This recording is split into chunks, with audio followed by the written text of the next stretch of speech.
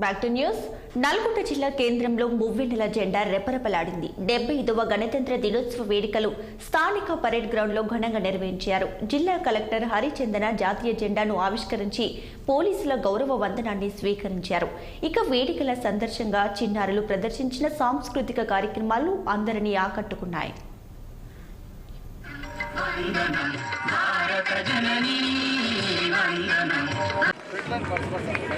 బాలు గారు వారి టీంకి కృతజ్ఞతలు. తదుపరి సెయింట్ ఆల్ఫెన్సెస్ హై స్కూల్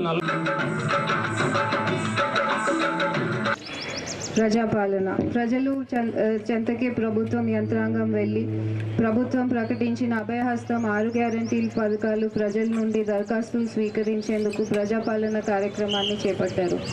ఈ కార్యక్రమం ద్వారా 6 గ్యారంటీల్లో భాగమైన మహాలక్ష్మి, గృహజ్యోతి, రైతు భరోసా, ఇందిరమ్మ ఇల్లు మరియు చేయూత పథకాలు అమలు కొరకు 5,27,400 తెలంగాణ ఆడబిడ్డలను మహాలక్ష్ములను చేయాలని ప్రభుత్వం ఆలోచనలో భాగంగా మహాలక్ష్మి ఉచిత బస్సు ప్రయాణానికి ప్రారంభించుకున్నాం. ఆర్థిక పురోగతి సాధన లక్ష్యంగా వివిధ పనులకు వెళ్లే వారికి, విద్యార్థులకు, మధ్యతరగతి మహిళలకు, ట్రాన్స్జెండర్లకు ఈ పథకం ఉపయోగపడుతుంది. పైపెచ్చు ప్రయాణం ఖర్చుల కోసం కుటుంబ సభ్యులపై ఆధారపడాల్సిన అవసరం లేకుండా పోయింది. డిసెంబర్ 9వ తేదీన ప్రారంభించిన ఈ మహాలక్ష్మి పథకంలో ఇప్పటి వరకు 39,77,469 మంది మహిళలు ఉచితంగా ప్రయాణించారు.